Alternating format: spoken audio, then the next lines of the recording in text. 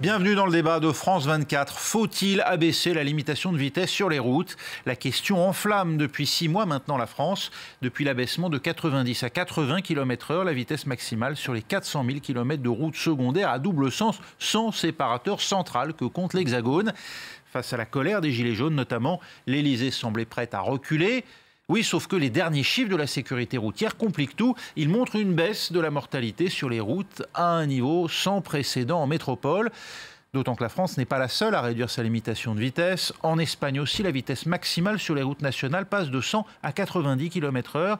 La mesure entre en vigueur aujourd'hui même. Alors faut-il assouplir ou au contraire maintenir la mesure ? Pour en débattre, j'ai le plaisir d'accueillir ici même à mes côtés Stéphanie Fontaine, journaliste indépendante. Vous êtes spécialisée en sécurité routière justement et vous travaillez entre autres pour le site Caradisiac. Également avec nous Anne Lavaux, déléguée générale de l'association Prévention routière. Mais d'abord, un détour par Madrid où l'on retrouve en direct notre correspondant Charles Divot. Alors Charles, c'est aujourd'hui qu'entre en mesure donc la réduction de la limitation de vitesse de 100 à 90 km/h sur les nationales. Qu'est-ce qu'en attendent les autorités espagnoles ? Eh bien, vous l'imaginez, derrière cette mesure se cache en réalité un objectif très simple de la part du gouvernement espagnol, celui de réduire drastiquement le nombre de morts sur la route. Et pourtant, l'Espagne fait plutôt partie des bons élèves au sein de l'Union européenne concernant ce problème. À titre d'exemple, en 2018, ce ne sont entre guillemets que 1200 personnes qui sont mortes sur les routes espagnoles, soit 3 fois moins que sur les routes françaises. Mais le problème, et c'est bien là toute la raison de cette mesure, c'est que ce chiffre est en constante augmentation depuis 2 ans. Alors pour faire face à cette hausse, eh bien, le gouvernement espagnol a décidé d'agir sur les routes secondaires, car ce sont ces axes qui concentrent la très grande majorité des accidents de la route. Une mesure qui, il faut le noter, s'inscrit d'ailleurs dans un immense plan de sécurité routière, puisque l'Espagne désormais réfléchit notamment à réduire la vitesse dans les agglomérations pour la faire passer de 50 à 30 km/h. Alors on a vu ici en France un concert de protestation. Quelles sont les réactions en Espagne à une mesure similaire ? Eh bien, il faut croire que le gouvernement espagnol a trouvé la recette miracle pour réussir à convaincre les conducteurs de lever le pied, puisque pour l'heure, la baisse de cette limitation de vitesse n'a pas fait l'objet d'un grand mouvement de contestation, comme cela a pu être le cas en France, et ce, peut-être grâce à un gros travail de communication de la part des autorités, puisque le ministre responsable de la sécurité routière a par exemple aujourd'hui désamorcé toute critique, expliquant dans un communiqué que cette mesure restrictive n'avait pas pour but d'être populaire, mais bien de sauver des vies. Et cette absence de critique, elle s'explique aussi d'un point de vue peut-être plus historique, puisque l'Espagne a toujours eu une politique de réduction de la vitesse sur les routes.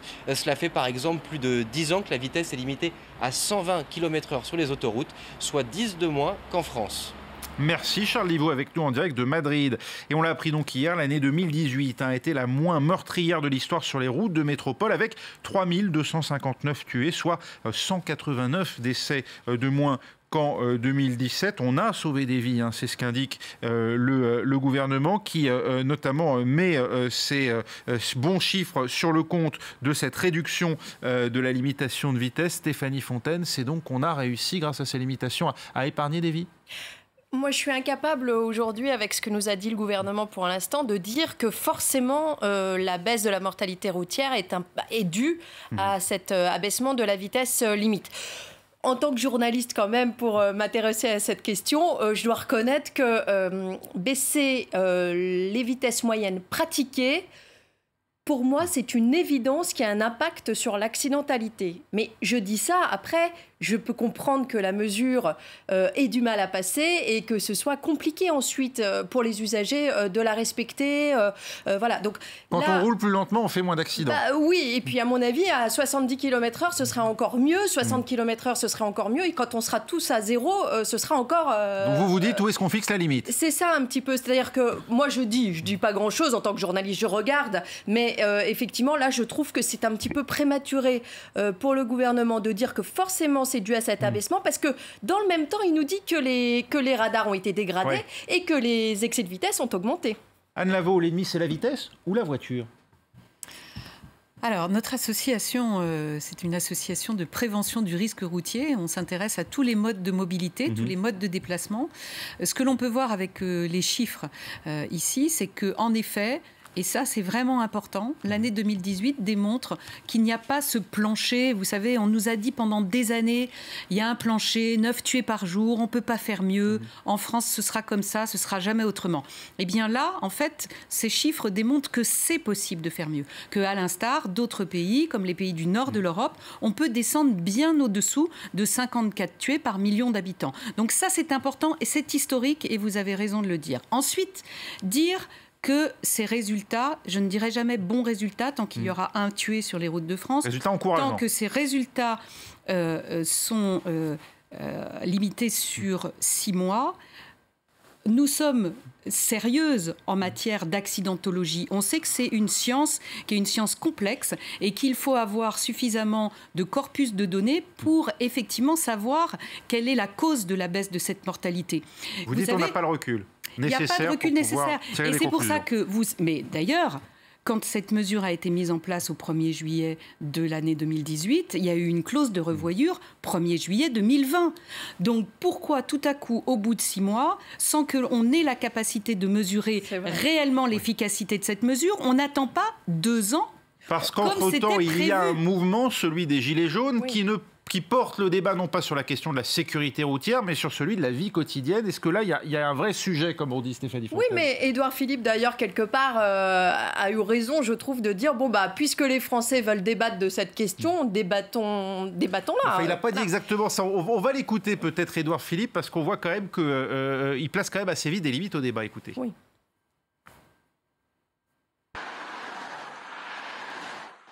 Nous avons pris une décision que nous savions impopulaire et qui s'est révélée impopulaire, mais qui ne nous paraît pas remettre en cause la façon dont nos concitoyens peuvent se déplacer et qui en revanche produit des résultats. Alors Stéphanie Fontaine, et il l'a dit de manière assez claire. Oui, mais il a dit à un moment donné, là vous n'avez pas passé cet extrait, mais il a dit, on entend que les Français veulent débattre donc, de cette question, donc il y a un grand débat qui se met en place, on n'a qu'à poser la question, jusqu'où les Français veulent prendre des risques, parce que comme je l'ai dit, effectivement, si vous abaissez les vitesses pratiquées encore une fois, et donc forcément c'est en fonction d'une réglementation, si vous abaissez les vitesses pratiquées et que c'est respecté, eh bien oui, il y aura un impact sur l'accidentalité. C'est pour ça que je demandais donc à Anne Lavaux, est-ce que l'adversaire c'est la vitesse ou bien la voiture? C'est-à-dire, est-ce qu'il faudrait tout simplement ne plus rouler pour Et c'est là où je vous ai répondu, c'est pas forcément la voiture, c'est la mobilité. Mais là, on rejoint les règles de physique élémentaires qu'on apprend en CM2, c'est-à-dire que de toute façon, c'est le mouvement qui crée le risque. Oui, mais est-ce que ça crée plus de discipline de la part des conducteurs? Alors là, vous êtes sur un autre registre, qui est un registre complexe en France, qui est celui du comportement. Donc, on nous oppose toujours à nos voisins allemands ou aux Anglais, etc. On n'a pas le même mode de comportement. Donc, c'est pas la peine de continuer. En Allemagne, sur l'autoroute, la vitesse n'est pas limitée. D'ailleurs, il y a eu un débat là-dessus qui a été immédiatement tué dans l'œuf. Il faut cesser de dire ça. Ouais. La vitesse n'est pas limitée sur des toutes petites portions d'autoroute. Donc, arrêtons d'entonner ce refrain qu'on nous assène régulièrement en nous disant il n'y a pas de limitation de vitesse en Allemagne, c'est faux.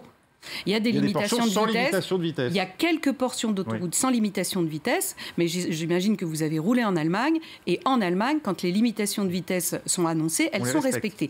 Nous, on est en France, on n'est pas comme ça. Donc ça veut dire qu'il faut travailler sur les comportements.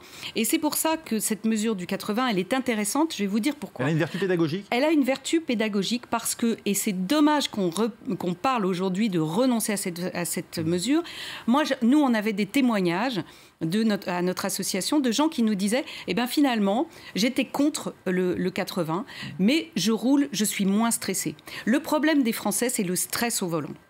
Ils sont très stressés. Il y en a aussi beaucoup qui sont très stressés. Quand on est en retard à un rendez-vous, on accroît le retard, on roule plus lentement. On gère son stress. Mais c'est faux, puisque vous savez que de rouler de 80 ou de 90 sur un parcours de 100 km, ça va vous faire gagner 4 minutes. Oui. Individuellement, c'est vrai que ça peut perdre beaucoup. La notion de vitesse est totalement relative. C'est ce que dit d'ailleurs une étude menée par le Centre d'études et d'expertise sur les risques, l'environnement, la mobilité et l'aménagement. L'abaissement de 10 km/h de la limitation de vitesse sur ces routes secondaires ne s'est pas traduite par un allongement du temps de trajet, bien au contraire d'ailleurs, puisque dans certains cas, on se rend compte même d'une meilleure fluidité. Ça, finalement, c'est l'effet qu'on n'attendait pas. Ça peut permettre au contraire de mieux rouler.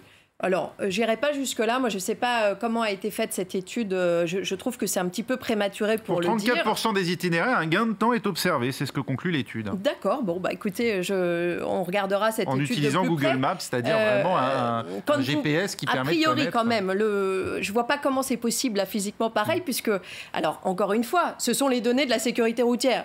Moins de trafic, on a quand même moins... On a du mal à avoir finalement l'envers du décor, si j'ose dire. Mais on nous a dit que les vitesses moyennes avaient été baissées de 86 à 82 km/h. On parle de réseau secondaire. Vous me dites, oui, mais ça évite les embouteillages. Bon, je veux bien qu'il y ait des embouteillages sur quelques routes secondaires, je ne dis pas le contraire. Mais enfin, sur les 400 000 km impactés, on ne peut pas dire qu'il y a des embouteillages partout. Donc, pas d'impact si pour vous sur la fluidité du trafic. Non, je dis pas ça. Je pense que c'est selon les portions et que, encore une fois, faire des généralités avec... Je vous avoue que je ne la connais pas, l'étude, donc je préfère être honnête avec vous. Oui. Je suis incapable de me rendre compte. Mais je ne doute pas que ça peut éventuellement avoir un impact sur certaines portions parce que vous allez fluidifier le trafic, mais on parle de réseau secondaire. 400 000 km, les embouteillages ne sont pas forcément légion partout. Donc si vous abaissez la vitesse moyenne, forcément les temps, mais je suis d'accord sur pris individuellement, ça ne change pas grand-chose. En revanche, collectivement sur le trafic, forcément... Il y a des heures perdues. Je ne suis pas en train de dire que c'est pas bien, mais il y a quand même des heures perdues annuellement. Anne Lavaux, on va revoir quand même le chiffre, la courbe notamment sur cette baisse de la mortalité. Il faut voir quand même qu'on est sur une tendance très longue. Depuis 1973, cette mortalité ne cesse de baisser sur les routes.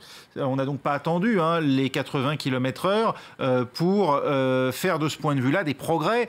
Et par ailleurs, on peut aussi noter que 2013 avait été l'année du précédent record. Et d'ailleurs, si on prend l'ensemble du territoire français, métropole plus dom-tom, on avait même fait mieux en 2013, alors qu'à l'époque, on roulait à 90 km/h sur ces routes secondaires. Vous avez des sources très bien renseignées qui circulent effectivement. Ce sont les données. Allègrement. Ce sont les données. Alors, reprenons 1972, 18 000 tués sur les routes. Ensuite, une baisse continue, mais vous avez omis de dire toutes les mesures qui ont été mises en place, et toutes très impopulaires, que ce soit la ceinture de sécurité, que ce soit les radars. Donc, rappelons-nous que dans l'histoire des Français, avec la route, avec la mobilité, on a toujours ces crispations, ces irritants. Mais quelle est la part de la limitation de vitesse dans ces progrès ? Je viens de vous le dire. Alors, la ceinture... Non, vous nous avez parlé de la ceinture et des radars. Voilà, les radars. Les radars vérifient l'application d'une limitation. Ils ne réduisent pas la limitation. Absolument. Mais s'il n'y avait pas les radars, il n'y aurait pas forcément plus vite, le respect. Et d'ailleurs, je crains malheureusement que quand nous aurons les chiffres du mois de janvier, avec la détérioration des radars, on voit à nouveau une hausse de la mortalité. 60% des radars dégradés depuis le début du mouvement des Gilets jaunes. Vous ne m'avez pas laissé répondre. On vous écoute. Donc, depuis 1972, baisse continue de la mortalité, sauf 81-82 qui étaient 2 années avec une augmentation de la mortalité. Et puis, 2014, 2015, 2016, augmentation de la mortalité. 2017, une très très légère baisse.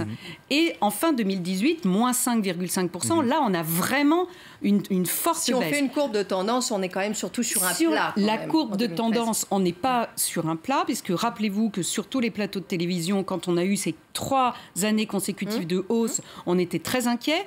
Les facteurs qui étaient évoqués, c'était le téléphone, c'était les stupéfiants, c'était l'alcool. Et pourquoi il faut relier toujours ces facteurs-là à la vitesse ? C'est parce que la vitesse, c'est le facteur aggravant de toutes les autres causes d'accidentalité. À partir du moment où vous téléphonez et qu'en plus vous allez vite, vous amplifiez le risque. Et c'est ça qu'il faut avoir en tête. Et tout à l'heure, vous évoquiez le caractère collectif. Vous augmentez le risque, ça veut dire qu'un accident grave peut devenir très grave, voire mortel, avec la vitesse. Exactement. Et en baissant les vitesses, vous déplacez le curseur de la gravité des accidents. Et c'est la raison pour laquelle vous avez non seulement moins de tués cette année, mais vous avez noté quand même que vous avez presque 25% de moins de blessés hospitalisés.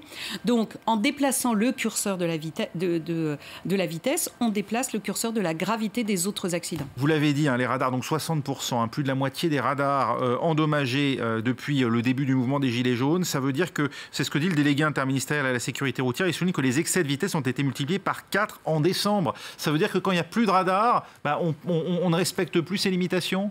Impunité. Est-ce que ce n'est pas le signe aussi quand même que ces limitations en elles-mêmes, elles sont pardonnez-moi de le dire, mais insupportable pour un certain nombre d'automobilistes qui expriment cette insatisfaction depuis le début de ce mouvement des Gilets jaunes. C'est évident que la gronde vient de cela aussi, c'est-à-dire que c'est compliqué, effectivement. Il y avait certaines routes où c'était compliqué de tenir le 90, forcément à 80 c'est beaucoup plus compliqué aussi, et donc il y a une gronde, voilà, où en gros on essaye toujours d'abaisser cette vitesse limite. Il pourrait y avoir d'autres mesures mises en place, mais effectivement les lois de la physique font que plus vous abaisserez les vitesses, moins il y aura d'accidentalité. Enfin, on ne peut pas lutter contre, mais maintenant on pourrait éventuellement, pourquoi pas, envisager une autre politique. Alors on va voir ce qu'a dit Emmanuel Macron pour essayer d'assouplir tout ça, mais c'est un raisonnement égoïste de la part de ceux qui protestent justement contre ces limitations de vitesse, Anne Lavaux. Sans aucun doute, hein, c'est un raisonnement égoïste parce que ce qu'on partage, cet espace qu'on partage, il est collectif. Donc de toute façon, il faut le raisonner en collectif, et c'est ça qui est important. Et la vitesse, et c'est pour ça qu'il faut que cette vitesse, elle soit sur l'ensemble du territoire et de façon harmonisée. La vitesse, c'est collectif. Et si tout le monde, enfin, même si 85% des Français réduisent leur vitesse, de toute façon, mathématiquement, ça va faire réduire la vitesse. Enfin, alors, on nous annonce quand même une belle usine à gaz, là, quand même. Hein, a priori, en tout cas, voilà, le président de la République a, semble-t-il, entendu la colère d'une partie des automobilistes. Il s'est exprimé, c'était à l'occasion notamment du premier grand débat national à Grand-Bourteroul. C'est un village de l'Eure, écoutez. Il y a des propositions qui ont été faites par le gouvernement. On voit bien qu'il y a une bronca. Est-ce qu'il faut dire qu'il faut tout arrêter? Franchement, non. Parce que je ne pourrais pas regarder les familles d'accidentés de la route dans les yeux si je vous disais ça pour vous faire plaisir.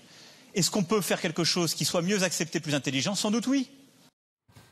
Voilà, alors concrètement, il est question de donner la possibilité aux préfets et aux présidents des conseils départementaux de fixer eux-mêmes les limitations de vitesse à 80 ou à 90 sur ces routes secondaires.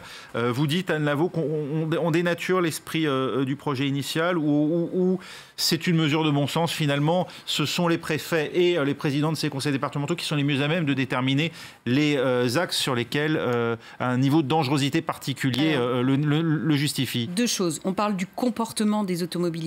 Donc il faut faire en sorte que ces mesures, elles soient le plus facilement applicables. Donc pour qu'une mesure soit applicable, il faut qu'elle soit lisible. Donc il faut qu'elle soit harmonisée sur l'ensemble du territoire. Et puis, deuxièmement, et c'est ce que je voulais dire tout à l'heure, l'accidentologie, c'est une science qui est contre-intuitive. C'est-à-dire que, a priori, on va se dire « Ah, ben là, il y a une belle ligne droite avec un bel enrobage, c'est bien roulant, et hop, on va accélérer. » Et c'est là que les gens se tuent. Donc, au même titre que, par exemple, ce soir, il y a de la neige. Tout le monde se dit « Oh là là, il y a de la neige, ça va être terrible, il va y avoir plein d'accidents. » Mais pas du tout. Pas du tout.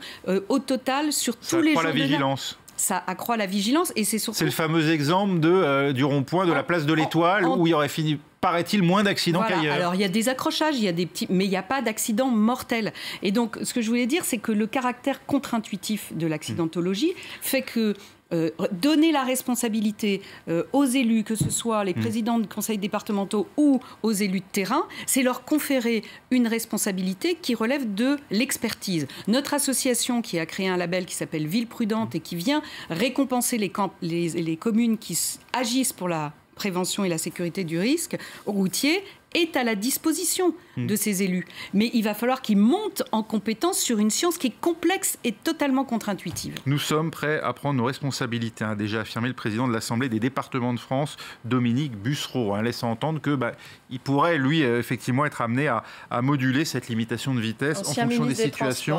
Ancien ministre des Transports. Vous pensez, Stéphanie Fontaine, que c'est un risque, ou au contraire que ces élus ou ces préfets, ils connaissent a priori mieux le terrain? Qui connaissent le terrain. Est-ce qu'il faut moduler, en gros, cette limitation de vitesse sur ces axes? Moi, je n'ai pas forcément d'avis. Est-ce qu'il faut moduler? Est-ce qu'il faut carrément... Je pense que ça va être très, très compliqué, là, politiquement, de revenir de toute façon sur le 90 km/h. Donc, effectivement, histoire d'apaiser la gronde populaire, je pense qu'il va y avoir des aménagements possibles selon les régions. Mais c'est une belle usine à gaz. Déjà, là, les limitations de vitesse, sur certaines portions, elles changent sans arrêt.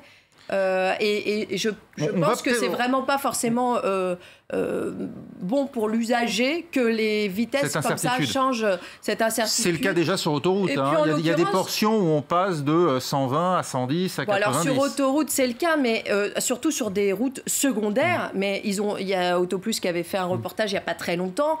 Sur certaines portions, on change tous les même les moins d'1 kilomètre. Il y a un changement de limitation de vitesse. On va poser peut-être la question à l'envers. Quel élu, quel préfet prendra la responsabilité d'assumer une hausse de la mortalité sur les routes où la limitation de vitesse aurait été repassée suite à son jugement à 90 km/h. Vous pensez que, d'une certaine manière, là, psychologiquement, le gouvernement a créé une situation de non-retour ? Alors, je ne répondrai pas à cette question. En revanche, je pense qu'en conscience, un certain nombre d'élus ne prendront pas la responsabilité de recevoir ensuite des familles endeuillées pouvant leur dire, voilà, si on avait été à 80 km/h, peut-être que mon fils, ma fille, etc., ma compagne ne serait pas décédée aujourd'hui ou ne serait pas dans un fauteuil roulant. Stéphanie Fontaine, donc ces élus qui réclament à corps et à cri un assouplissement de la loi, une fois qu'ils auront ces instruments à portée de main, si j'ose dire, ils n'oseront pas les utiliser ? Franchement, j'en sais rien. Je pense quand même qu'il y a aussi... là, pour le coup, on parle d'élus. Donc, il y a des élections qui feront que peut-être ils prendront des décisions... La limitation de vitesse, argument électoral ? Là, en l'occurrence, quand même, il y a eu une gronde populaire par rapport à cet abaissement de la vitesse limite. Donc là, je peux pas vous... Je sais pas. Je pense que ça va être compliqué, effectivement. Là, on parle beaucoup de cette mesure. On ne sait même pas si, effectivement, là, en l'occurrence, la baisse de la mortalité routière est due à cet abaissement. Franchement, vu le contexte... C'est très difficile. Il y a eu le mouvement des Gilets jaunes qui ont freiné forcément le trafic. Il y a eu la hausse du carburant aussi qui a fait aussi sans doute quelque chose. Donc là, c'est un peu prématuré déjà de parler éventuellement des bien-fondés de cette mesure. Revenir dessus, ça me paraît quand même de toute façon très compliqué. Anne Lavaux, vous le déplorez, cette possibilité que ça devienne un argument de campagne ? Alors, nous, ce qu'on peut voir, et vraiment on l'observe bien, on a labellisé 134 villes cette année avec le label Ville Prudente. La plus petite, il y a 5 habitants. La plus grande, c'est Strasbourg. Donc, on a vraiment un panorama très large. Eh bien, ce qu'on rencontre, ce sont des élus qui sont très engagés par rapport à la sécurité routière, qui prennent des mesures qui parfois sont impopulaires auprès de leurs administrés, mais qui sont convaincus que ces mesures sont bonnes. Et donc, il faut parier sur le fait qu'on a quand même affaire à un certain nombre d'élus locaux qui sont convaincus que baisser la vitesse, c'est aussi sauver des vies. Merci beaucoup Anne Lavaux, merci à vous Stéphanie Fontaine. On en parle.